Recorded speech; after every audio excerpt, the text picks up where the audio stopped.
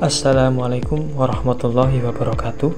Perkenalkan, kami dari kelompok 2, mahasiswa Universitas Pangeran Diponegoro Nganjuk, Fakultas Syariah dan Ekonomi Islam, Program Studi Ekonomi Syariah, kelas 3B, dengan dosen pengampu Bapak Juni Iswanto, akan mempresentasikan karya ilmiah yang berjudul Mengembangkan Ide Desain Thinking. Adapun materi diambil dari 4 buku, yaitu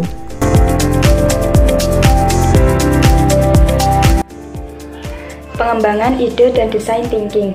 Kemajuan teknologi dan informasi membuat perubahan yang sangat besar terhadap gaya hidup manusia. Perubahan tersebut memiliki sisi yang berbeda-beda dalam penilaian seseorang terkait pro dan kontra atas dampak yang ditimbulkan. Teknologi yang berkembang pesat sangat berpengaruh di berbagai bidang kehidupan manusia, salah satunya adalah bidang ekonomi.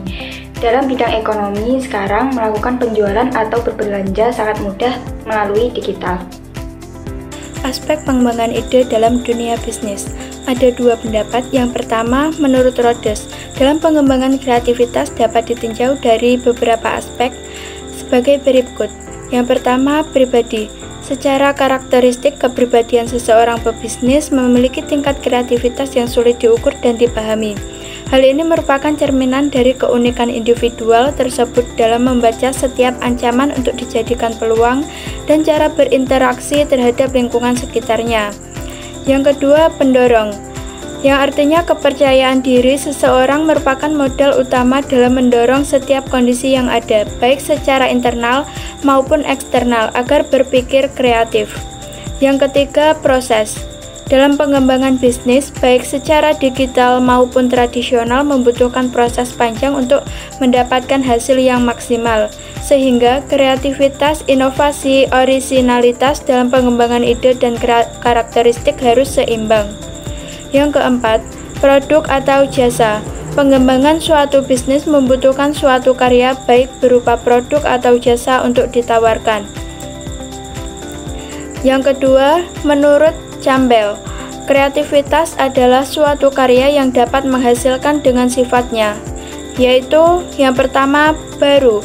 Pengembangan usaha yang dilakukan sangat inovatif sehingga belum ada pesaing yang dapat menandinginya, memiliki nilai jual yang tinggi dan menarik, mengejutkan, serta mempermudah pengguna.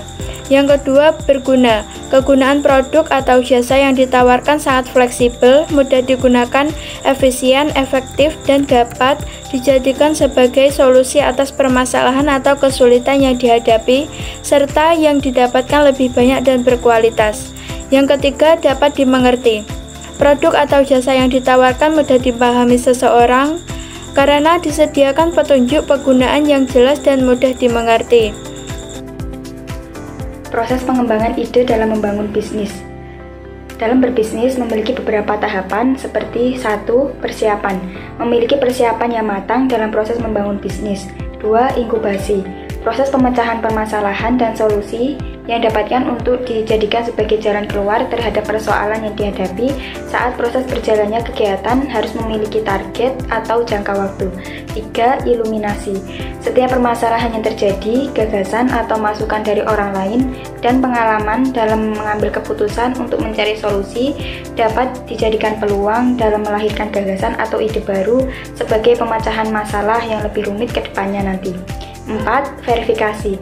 Dalam pengembangan ide untuk dijadikan sebagai bisnis, apalagi gagasan tersebut baru muncul dan tidak ada sebelumnya, harus melewati proses pengujian yang benar-benar matang. Penyusunan, perencanaan, dan pengembangan ide berdasarkan strategi. Secara umum, perencanaan dan pengembangan ide harus memiliki strategi yang matang, karena strategi merupakan kegiatan pengaturan manajemen pada sebuah perusahaan yang akan digunakan dalam menetapkan prioritas, memfokuskan energi dan sumber daya, memperkuat kinerja operasional, pengaturan arah kebijakan organisasi, penyelarasan antara kepentingan pemerintah dan masyarakat, serta aturan keuangan perusahaan. Design thinking. Pengertian desain secara etimologi berasal dari kata desain, yang berarti gambar. Para ahli mendefinisikan bahwa design thinking, yang berarti pemikiran desain, adalah pengantar proses untuk menghasilkan ide dan konsep kreatif. Disebutkan pula bahwa design thinking merupakan suatu cara untuk berinovasi dalam menangani kebutuhan orang. Design thinking memungkinkan manusia sebagai pusat. Elemen-elemen design thinking. Beberapa elemen penting yang harus kita ketahui yaitu 1. People-centered.